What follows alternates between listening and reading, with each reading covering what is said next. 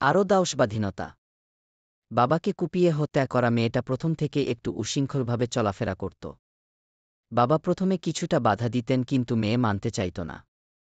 বাবা আব্দুস সাত্তার ভাবতেন, থাক, মেয়ে বড় হয়েছে, এখন আর এত কিছু না বলি।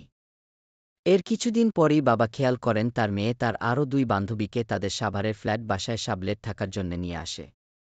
আব্দুস সাত্তার প্রথমে কিছু বলেননি। ভেবেছিলেন মেয়ের বান্ধবী হবে হয়তো, বাসায় থাকুক, সমস্যা কি। আব্দুস সাত্তার তাদের জন্যে রুম ছেড়ে দিয়ে নিজে কষ্ট করে ডাইনিং রুমে থাকতেন। মেয়ের বান্ধবীরা ডাইনিং রুমে থাকবে, এতে মেয়ের সম্মান নষ্ট হবে, তাই নিজেই থাকতেন। মেয়েটাকে অনেক আদর করতেন, তাই মেয়ের কষ্ট সইতে পারতেন না। তার কিছুদিন পর বাবা লক্ষ্য করেন মেয়েসহ তার ওই বান্ধবীরা ড্রাগস নিচ্ছে, উগ্র আচরণ করছে। এটা দেখার পর তিনি মনে মনে অনেক কষ্ট পান। মেয়েকে এসব ছেড়ে দিতে বলেন। সাথে মেয়ের বান্ধবীরা যাতে সাবলেট বাসা থেকে চলে যায় সেটা বলেন। বান্ধবীদের বাসা ছেড়ে যেতে বলায় মেয়ে প্রচণ্ড রেগে যায়। কথা কাটাকাটি হয়, এমনকি মেয়ে এক পর্যায়ে বাবার গায়ে হাত তুলতেও আসে। বাবা কি করবেন বুঝতে না পেরে এর মধ্যে একবার থানায়ও গিয়েছিলেন। মেয়ের নামে জিডি করিয়েছিলেন, যাতে অন্তত এ বিপদ থেকে মেয়েটা ফিরে আসে।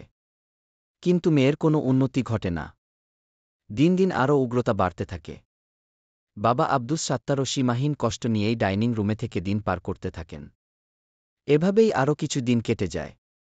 বান্ধবীদের সাথে এতটা ঘনিষ্ঠভাবে থাকাটা ধীরে ধীরে সন্দেহের সৃষ্টি করে বাবা আব্দুস সাত্তারের মনে। তিনি একরাতে মেয়েকে ডাকতে যাওয়ার সময় 2 বান্ধবী এবং মেয়েকে রুমে আপত্তিকর অবস্থায় দেখতে পান। মানে 2 বান্ধবী এবং তার মেয়ে লেসবিয়ান ছিল। ছেলেদের প্রতি কোনো আকর্ষণ ছিল না তাদের। বাবা আব্দুস সাত্তারকে ডাইনিং এ রেখে এতদিন অনৈতিক সম্পর্কে লিপ্ত ছিল মেয়ে এবং বান্ধবীরা। এবারে বাবা প্রচণ্ড কষ্ট পান এবং মেয়েকে তখন বলেন তার বান্ধবীরা যেন এ বাসা থেকে ইমিডিয়েট চলে যায়। মেয়ে এবারেরও রেগে যায়। তাদের মধ্যে কথা কাটাকাটি এবং হাতাহাতি হয়। আব্দুস সাত্তার ঘনিষ্ঠ কয়েকজনের কাছে একথা শেয়ার করে সমাধানও চান, কিন্তু কোনো সুরাহা হয় না। অন্যদিকে মেয়ে বুঝতে পারে তার বাবা তাদের এ অনৈতিক সম্পর্ক এবং নেশার জগতের জন্যে বাধা হয়ে দাঁড়াবে। তাই মেয়ে প্ল্যান করতে থাকে কিভাবে কৌশলে বাবাকে পথ থেকে সরানো যায়। সেই প্ল্যান মাফিক গতকাল ভোর 4টার দিকে বাবাকে সাভারের ওই বাসাতেই কুপিয়ে হত্যা করে। পাশাপাশি একটা ধর্ষণের একটা মিথ্যা নাটক সাজায়, যাতে সবাই তাকে সাপোর্ট করে এবং জামিনে বের হয়ে আসা সহজ হয়। এমনকি হত্যার করার ওই ভিডিওতেও মেয়েটা সবাইকে উদ্দেশ্য করে বলে, জনগণই যেন তাকে সাপোর্ট করে জামিনের ব্যবস্থা করে দেয়। কেননা তার উদ্দেশ্যই ছিল এটা। এর আগে 2023 সালেও বাবার নামে ধর্ষণের মিথ্যা মামলা করেছিল মেয়েটা। আদালত এবং ফরেনসিক টিম কোনরূপ প্রমাণ না পেয়ে বাবাকে সসম্মানে জামিনে ছেড়ে দিয়েছিল।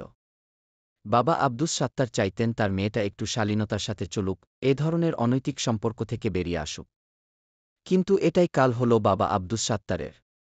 সবশেষে নিজের আদরের মেয়ের হাতেই নৃশংসভাবে খুন হতে হল 5-6 বছর বয়সী এ বাবাকে।